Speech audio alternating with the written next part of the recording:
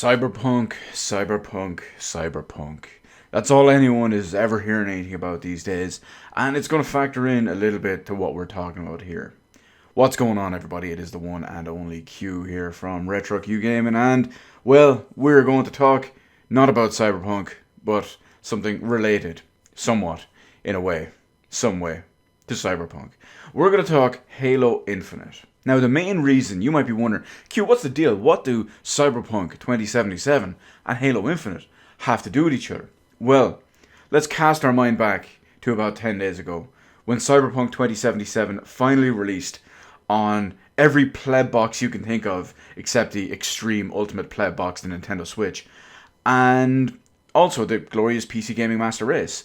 Now, Cyberpunk had suffered numerous delays, originally intending to launch back in April of 2020, where it was quoted to, and this is laughable once we know the whole specification, the game being complete and playable from beginning to end.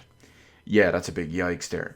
But, of course, as we know, the eventual release on December 10th was an absolute shit show, and anything on any Xbox console, be it the Xbox One, Xbox One S, Xbox One X, or any of the Xbox Series MES consoles, or the PS4, the PS4 Pro, or either of the PS5s.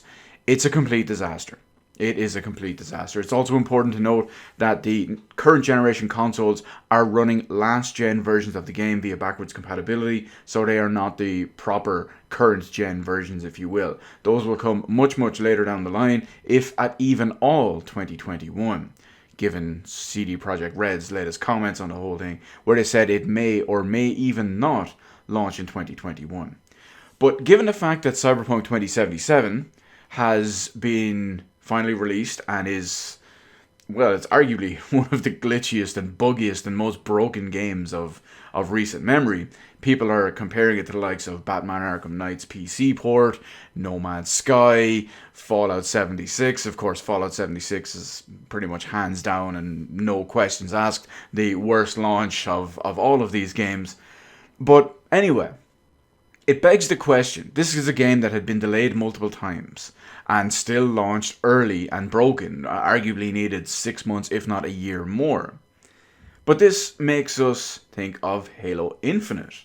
Halo Infinite, a game which was shown several months ago and looked like an absolute disaster. It looked like a base Xbox One game with... No, you know what? It looked like a base Xbox One game ported to PC with some slight improvements. Not even a proper PC version of a base Xbox One game. That's how mediocre this thing looked. Now, of course, currently there will be 1 year minimum, if you will, of a delay. Currently, they're aiming for fall, that is autumn in the real world, of 2021 for the release of Halo Infinite.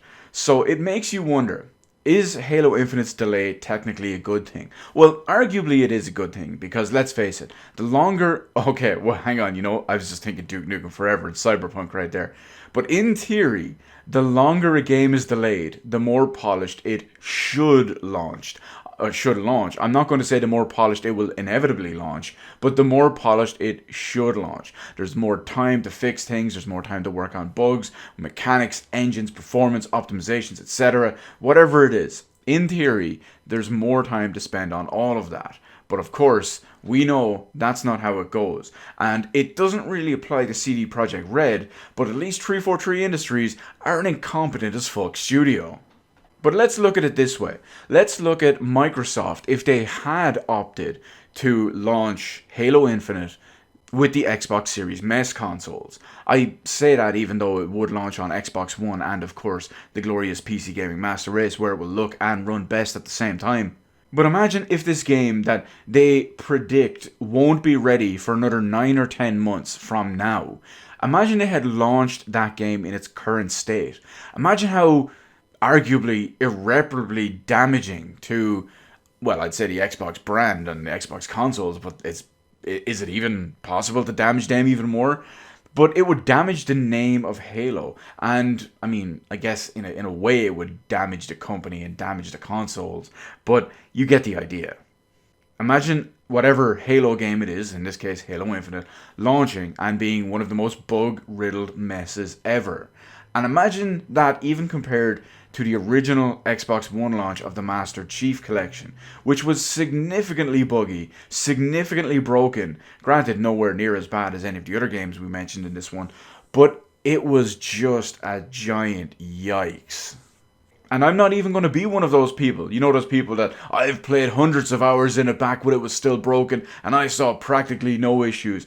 Don't get me wrong. I played a ridiculous amount of time. I saw very, very few. I did see a few, but I saw very few issues at the time. Does that make me dismiss everyone else's claims and the videos and everything I've seen with my own eyes? Absolutely not.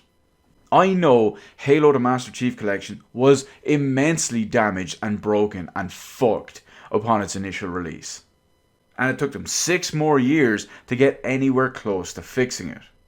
But again, let's look at it this way. Microsoft's flagship franchise, their new current gen iteration and installment in the series, launching as one of the most broken and buggy games of all time. Imagine how much damage that would do. Granted, Xbox is going to be exiting the hardware market by I'd say probably 2025, maybe 2027, basically the end of this current generation. But if they fell flat right out of the gate, just like they did with the Xbox One, they would have to spend multiple years trying to fix their day zero problem. And of course, flop even more and not recover from it. Just like the Xbox One. Anyway, overall, it's pretty much a good thing that this was delayed, and a competent studio like 343 Industries, they need as much time as possible. And even then, even with this delay, this near year-long delay, and potentially even more that could happen down the line, it would surprise and shock me if they could even get it right after all of that.